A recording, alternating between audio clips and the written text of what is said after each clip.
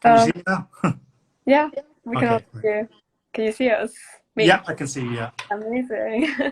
How are you today? I'm good, thanks. I'm a little bit tired from the sun. We had temperatures of about 40 degrees here, so That's just insane. one of those things where you're kind of relaxing, but then you come back and you feel like you've been in the sun, you feel really tired. That's kind of where I'm Yeah. at right A now. So bit. I hope I I hope I do okay on this call. But yeah.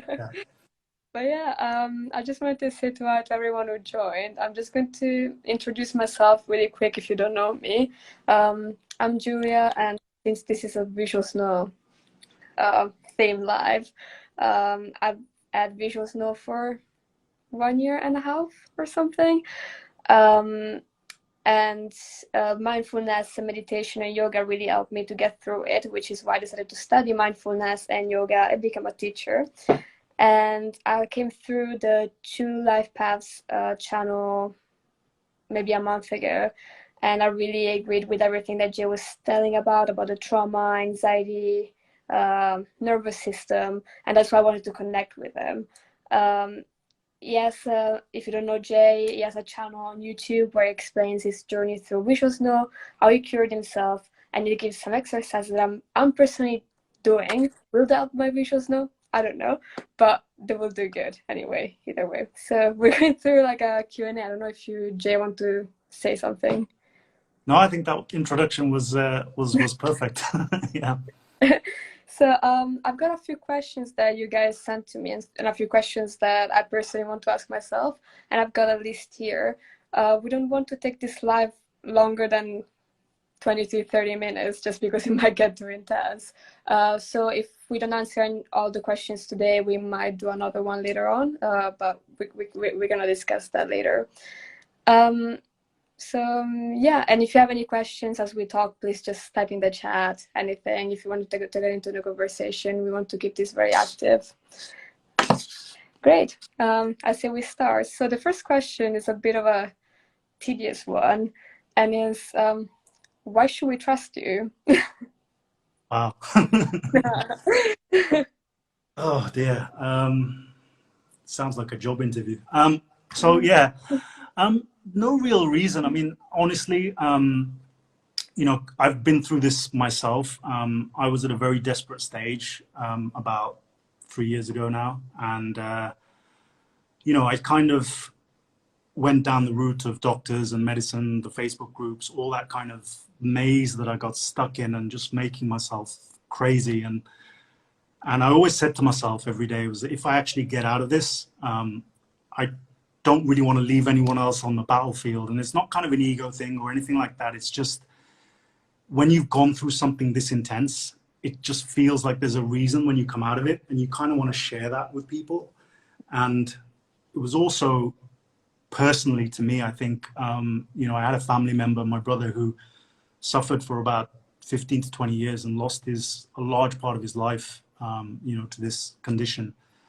And, it's very personal to me. And just once I started to kind of find the way out of the maze, I just said to myself, once I'm out, I'm just going to share this knowledge with everyone, and it's up to them whether they trust me or not. But yeah, that's all I Yeah, can say right now. thank you. No, I really appreciate that. That's kind of also, I still have issues now, still have my symptoms, but Yeah, that once I started coping with it, I really yeah, decreased my anxiety levels. That's what I wanted to share with people, because once you decrease the anxiety level, you start coping with it. I think that's the first step. Um, of course, yeah. yeah, yeah, yeah. Uh, yeah, someone was asking, do you do any personal consultations at the moment, or do you plan to do so? Yeah, so interesting. I mean, honestly, when I started this, I didn't know how this was going to go. I mean, I did the first few videos, and I think I had about 3,000 views on the one about visual snow, and then my inbox got kind of flooded by people asking for consultations, or mothers of people asking for consultations.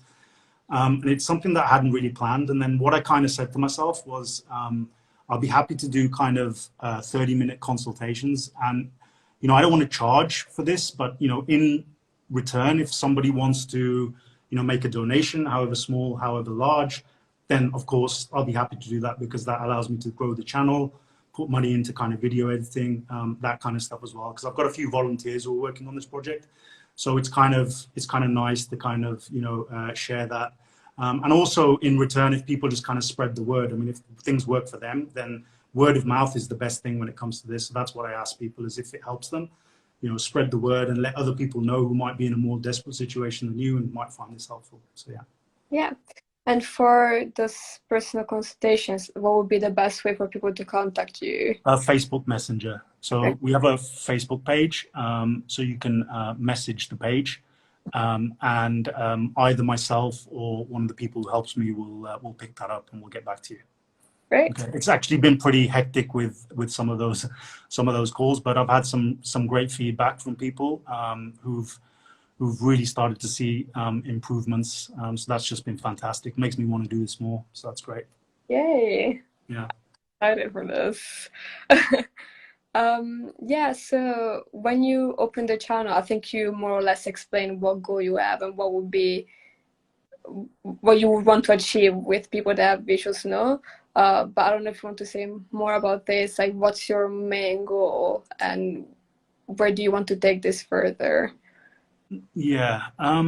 So, I mean, I had a multitude of different things going on.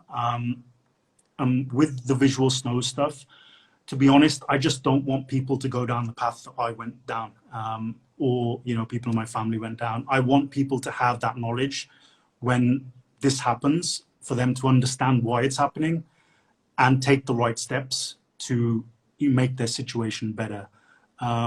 In an ideal world, I would get rid of all of these visual snow groups and trauma-informed groups as I think of them. Because I really believe that, there is a path that people can actually resolve this within themselves. You don't need doctors, you don't need pills, you don't need other people. This is very much about the relationship that you have with yourself. So, my goal in this is just, I've seen so many desperate people on my journey, and, I've seen a lot of people with other conditions, people have cancer, other conditions, but visual snow is, I mean, try and deal with this. I mean, yourself, right? Like, when you're trying to explain this to people, firstly, people think you're crazy, but it is a very tough thing to go through. I can't imagine much harder condition, where visually you're stimulated, auditory you're stimulated. It feels like your whole nervous system is kind of, you feel like you're going blind, right? It's a horrific place to be in if you don't know what's happening and if you're panicked. So my whole purpose of this is to, as I say, those people who are very desperate, who come into the groups and are just looking for some guidance and are looking for something that's risk-free and that's actually good for them and good for their body, looking for an alternative way. I want to give them that option with the two paths protocol. Yeah. Yeah, that's when I really like your protocol, because it doesn't involve like a magic pill. It's just meditation exercises that you can just try with no any side effects. Yeah, exactly. I mean, my background is I was born in the UK, but my background's Hinduism, right? So my parents were born in India. So when I was young, I was going to India and I was learning a lot about meditation. And at the time, I didn't realize it. And it's kind of weird how things happen. Is this condition happened to me, and rather than go back to my roots and go to these ancient civilizations that have resolved these issues for years and years and centuries, I went down the route of going to my doctor who prescribed me pills. So, I kind of made my own mistake there, and it's a learning experience. But that's my main goal. Yeah. Mm-hmm. Yeah, that's great. So I've had many questions, people asking, can you ask him if he had these symptoms and these symptoms? So I'm just gonna ask a broad question. What symptoms do you have, and did they all disappear, or do you still have some? Right.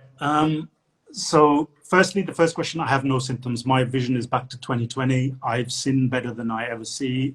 My health is better than it's ever been in my life, I would say.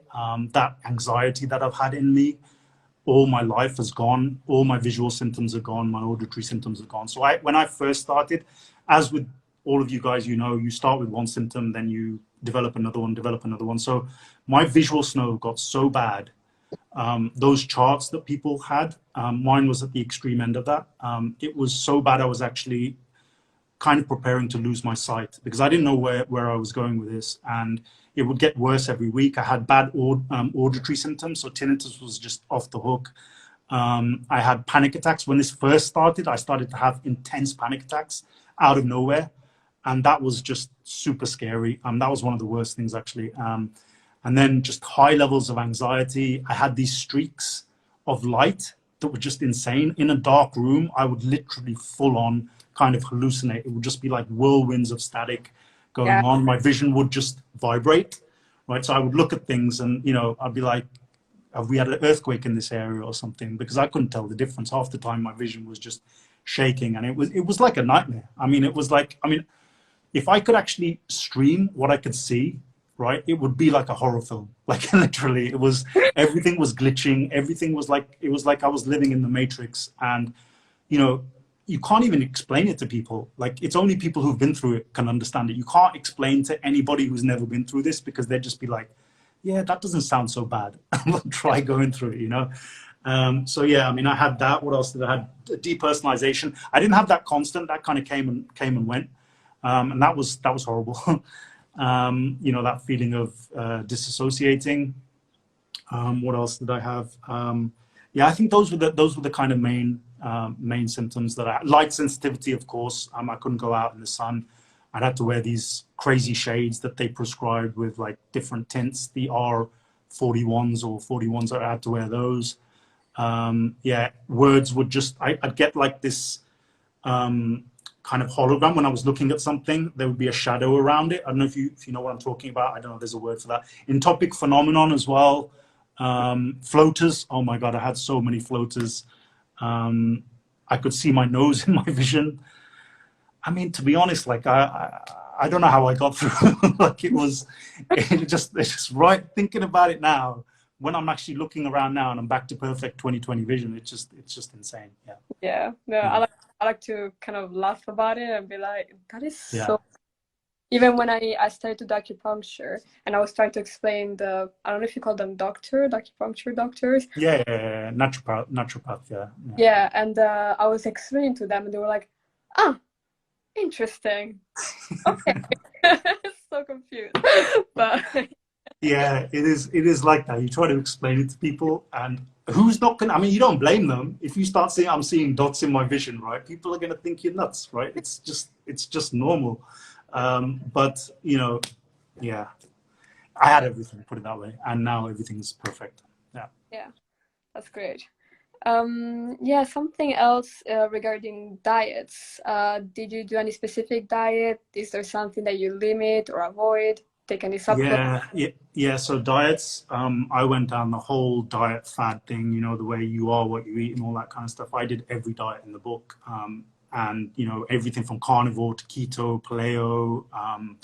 I did fasting, intermittent fasting, water fasting. I mean, I was so desperate to fix myself. I would literally try anything, you know. And to be honest, after reading a few books on it, and just my general kind of consensus around the whole diet topic is, you know what, like, not there's not one diet for everyone, firstly, right? You're not going to get one perfect diet for everybody. If you think you are, that's crazy, right? So usually if somebody telling you that there's one diet that's going to fix everything, they're trying to make money out of that. That's what I found, right? Usually it's down to kind of common sense, right? Eat a balanced diet, cut out sugars, carbohydrates. I mean, this is stuff that I'm sure most of you guys know already, right? What I found more importantly than what I ate exactly was when I ate and how frequently I ate.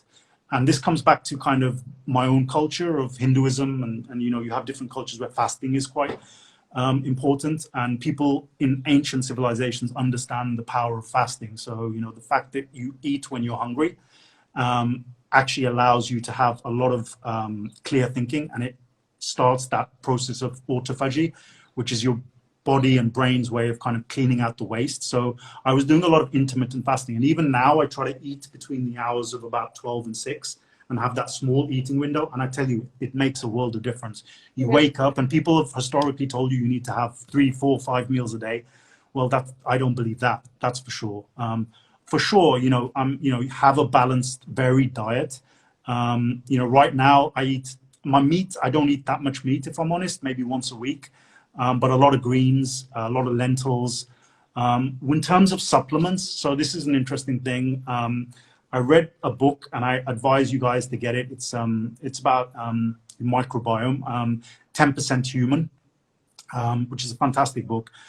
And also, I kind of found out that some amazing kind of statistics in there. And the one that really stuck with me is that an orange today, if you take an orange today, right, it has the 10th of the nutrients as an orange did 25 years ago. So just think about that. That's incredible. So you need to have 10 oranges to have the same nutrients that one orange does 25 years ago. So that's, I mean, you look at all the illnesses and you look at the food, the way we prepare the food, the way the soil is all messed up in the world now, over farming, over processing, pesticides, all that kind of stuff, right? The nutrients has gone out of that food. So, you know, I'm not against taking supplements. I just think a lot of supplements get stuck in your colon. And I think if you're going to go for supplements, try probably the liposomal ones that go directly into your bloodstream and you take out the liver. So I usually take the supplements that you can't get in your food, so your magnesiums, kind of vitamin Ds, you know, a variety of different stuff. And for inflammation, because you know a lot of disease is down to inflammation, one of the best supplements that I found to use was curcumin, so turmeric, and a liposomal turmeric. You can get it from I think from Amazon or whatever, but that is what I found to be pretty good. But then again, you know, I was taking hundreds of different supplements at one point. I was spending hundreds and hundreds of pounds on supplements, thinking the one I mean, it was so ridiculous. I would take one supplement, wait and see if my visual snow went down. I mean, that's how ridiculous it got. Looking back now, I'm like, that was just crazy, you know, because supplements and diet, they help, but they're not on their own going to cure this. They're going to help. And what I would also say is when you're taking supplements, don't take them so that you're going to be fixing your visual snow. Take them so that you're actually improving your health. It's just slight mindset changes, because what I explained in my protocol, we're trying to get you away from that fix-it mentality. So you're doing everything to kind of fix your symptoms, because in that case, things don't work. So yeah, supplements have their place. Diet has its place, but in terms of like importance of recovering from these symptoms, I wouldn't say it's at the top, if I'm honest. Yeah, I think when it comes to nutrition, me, I don't fast. I do eat those like 4 or 5 meals a day just because my so just really listen to your body. You know, when you're hungry, eat. Exactly. Yeah. I have a healthy diet, but I don't think that just refers to visual snow people. It's just general population. Eat healthy, eat the nutrients that you need. Yeah, exactly. Which is hard these days. It is hard, but you know, there are organic options, and you know, if you're consciously thinking about that every day, I think that's enough, to be honest. Yeah.